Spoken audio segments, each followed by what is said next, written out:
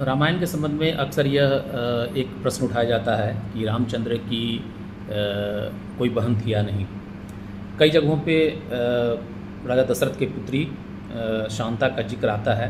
हालांकि जो वाल्मीकि रामायण का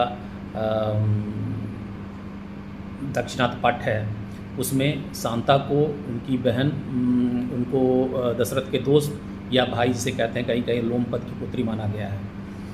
और गौरी और पश्चिमोत्तर पाठ जो बाद में कहा गया है उसमें शांता दशरथ की ही पुत्री थी, लेकिन दशरथ ने अपने निसंतान सखा लोमपाद को उसे दान दे दिया था। यह एक कहानी थी कि उन्होंने वादा किया था कि यदि कोई उसकी पहला संतान होगी तो वह लोमपाद को दे देंगे। उसकी शादी ऋष श्रृंग मुनि से कर दी गई थी। हालांकि जो बंगाली साहित्य है उसमें शांता को दशरथ की ही पुत्री माना गया है, रामचंद्र की बहन मानी गई है।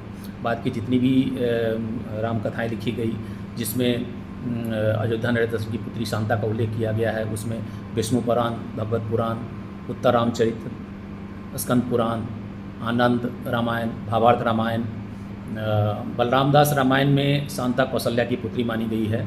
और भावार्थ रामायण में इंद्र दशरथ को शांता और ऋषि सिंह को साथ शादी करने के संपन्न कराने के परामर्श भी देते हैं। उनको कहते हैं कि इनसे शादी करा दी जाए।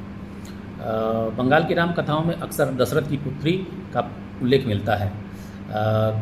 चंद्रावती कृत एक रामायण है उसमें तो कैकेयी के पुत्री का भी एक जिक्र है जिसका नाम कुकुआ कहा गया था। विदेश की जो राम कथाएँ हैं उसमें दशरथ की पुत्री का भी उल्लेख है, जिसमें एक हिंदेशिया के जो इंडोचाइनिया के एक सेरी राम है उसमें इनकी पुत्री का नाम किकवी है।